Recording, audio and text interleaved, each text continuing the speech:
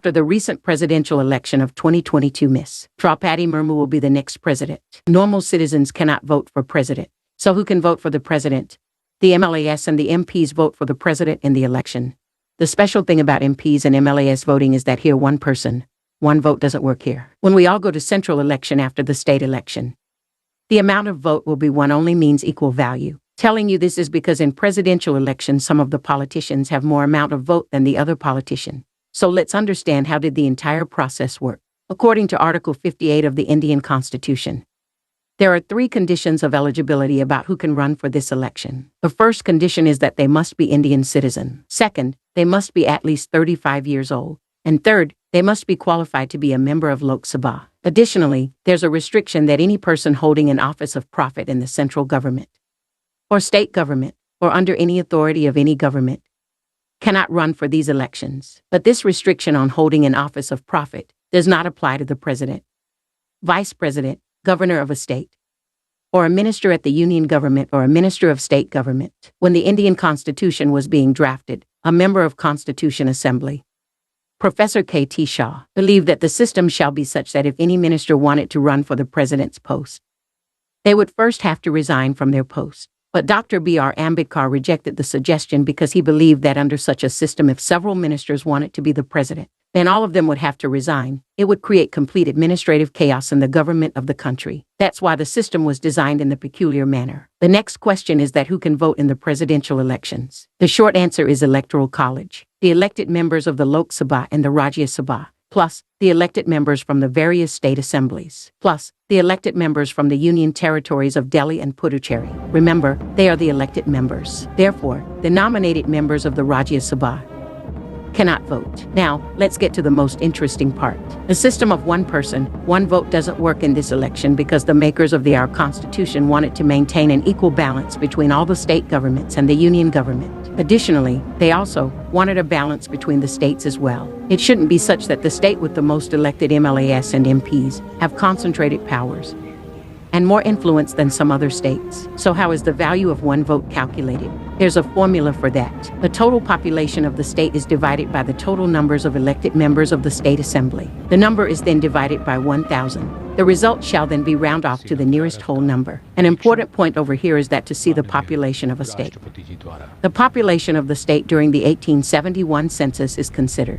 The reason for this is that Article 81 of the Indian Constitution lays that the compositions of the Lok Sabha should be according to the 1971 census, until the first census after the year 2000 was published. But as we already know, after the first census, there have been 2 more. After the year 2000, but then in the year 2002. This date was postponed to the year 2026, so the prescribed readjustment would happen only after that. Most probably the next census after that would form the new basis. So the population census of year 2031 would be the basis on which the entire system would be adjusted. For now, we'll consider the 1971 population. Let's understand this with an example. The population of Haryana in 1971 was 10,036,808 people. The total number of legislative seats in Haryana is 90. When you divide this number by 90, you are left with 111,520. Further, by dividing it by 1,000, you'll get number 111.52. To round it off to the next whole number, it will be 112. 112 is the value of the vote of Haryana's MLAs. If any MLA from Haryana votes in presidential elections, the value of the one vote would be 112. The same calculation is applicable to every state, and according to this system, the MLAs of Uttar Pradesh have the highest value of their votes. Each of their votes has a value of 208, and the lowest value are given to the MLAs from Sikkim. The value of one vote is merely 7. So what is the total value of all the votes? Let's understand this with Haryana's example once again. The total value of votes in Haryana would be the value of one vote multiplied by the total number of votes. So 112 multiplied by 90.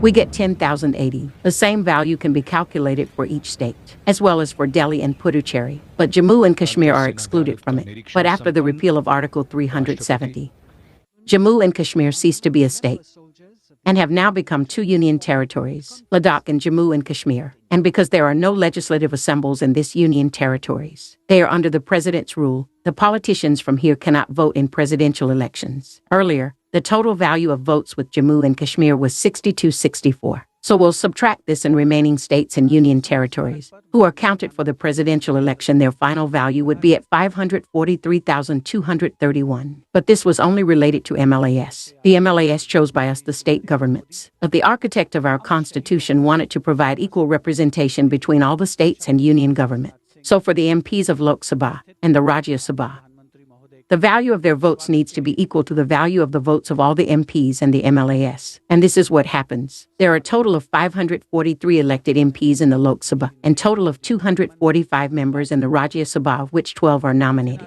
The votes of the nominated members aren't counted. So the remaining elected members of the Rajya Sabha are 233. Adding both numbers, 233 plus 543 equals 776 elected members of parliament. The total value of votes of all the MLAs was 543,231. So the total value of all MPs needs to be the same, 543,231. This number is then divided by 776.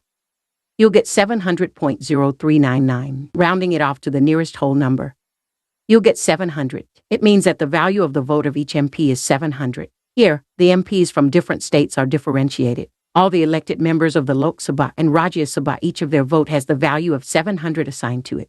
The total value of MPs is 700 multiplied by 776 equals 543,200. Approximately, it is the same as the total value of the votes of all the MLAs. The numbers aren't matching due to rounding off. Now, the votes from union government and value of their votes, and the value of the vote of state government is added up. It gives the total value would be of all the possible votes cast in the presidential elections. What is the total value of it? It is 1,086,431. The remaining part of the calculations is simple. The winning candidate simply needs to cross the 50% majority mark.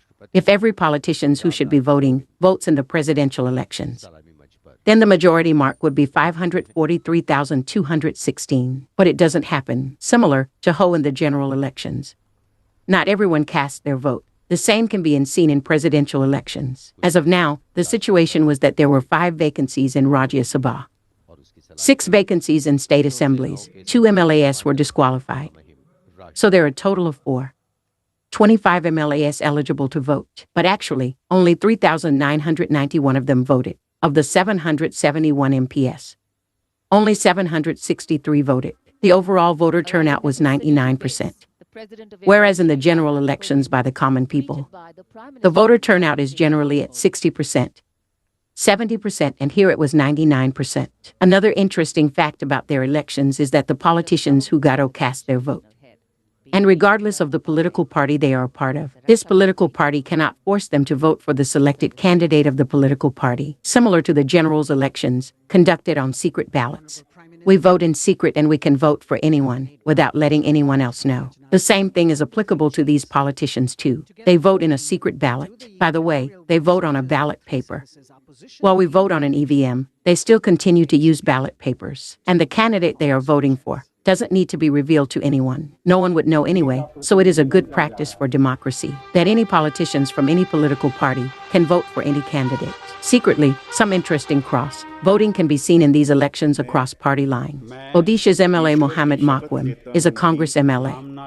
But he said he voted for NDA's candidate Draupadi Murmu because both of them are from Odisha, and his personal preference was Draupadi Murmu. So, this is how Draupadi Murmu won this election, and now she'll be India's next president. She began her political career in 1997 by joining BJP. The same year she had run for councillor elections and won. Later, in year 2000, she became an MLA, and again in year 2004, she became an MLA again. Later on in her career, she even held the portfolios of transport and commerce of animal husbandry, fisheries. Under the Naveen Patnaik-led coalition government, she was awarded the Neelkanth Award for being the best MLAs in Odisha. In the year 2007, once she becomes the President of India, she will be the first tribal woman to be the President of India. So this was all about how Draupadi Murmu won the presidential elections. All about how the presidential election system works, who all can vote in the presidential elections, and how you can calculate the MLAs and MPs vote. So if you love the system, do share this video and also do comment what topic you would like to learn about.